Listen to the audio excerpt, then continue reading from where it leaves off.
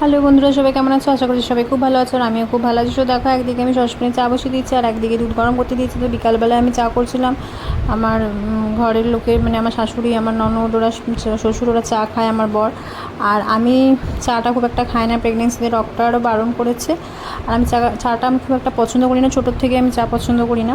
তো তার জন্য আমি মাদার হরলিক্সটা প্রত্যেক দিনই বিকালবেলায় খাই বিস্কিটের সাথে।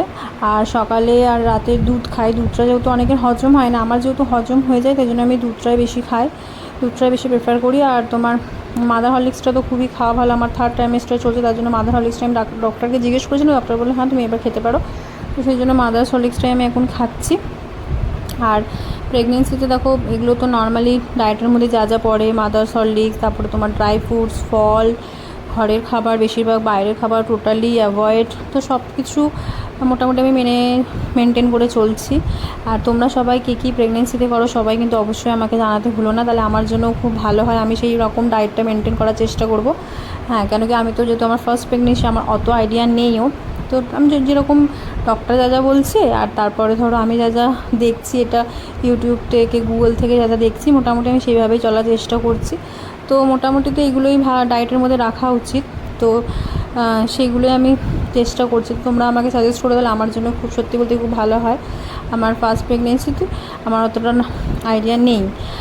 আর সবাই আমাকে জানিও কী কী করছো, এই গরমে সবাই কেমন আছো। আর এই দেখো, আমার চা আর হরলিক্স ঢালা কিন্তু হয়ে গেছে, এবার খেয়ে নেবো। সো দেখো বন্ধুরা, আজকে আমাদের খাবারের মেনু কি আছে। আজকে আমাদের রাতে কিছু রান্না করতে হয়নি। তো সব রাতে বিরিয়ানি আনতে বলা হয়েছিল আমার বরকে। তো আমার বর সবার জন্য বিরিয়ানি নিয়ে এসেছে। তো টেবিলে আমার শাশুড়ি বেড়ে দিয়েছে।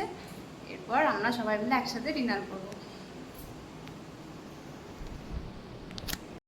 তো ওই দেখো বন্ধুরা, বিরিয়ানি থালায় নিয়ে নিয়েছি, খেতে বসে গেছি। আমি এরকমভাবে সোফাতে বসেই খাই, আর আমার পাশেই আমার বর খাচ্ছিল বসে। আর আমার জেনি খুব বেশি জ্বালাচ্ছিল, জেনিকে সবাই দেখছিলাম। আমরা টেবিলে আমি খাই না বসে, আমার সোফাতে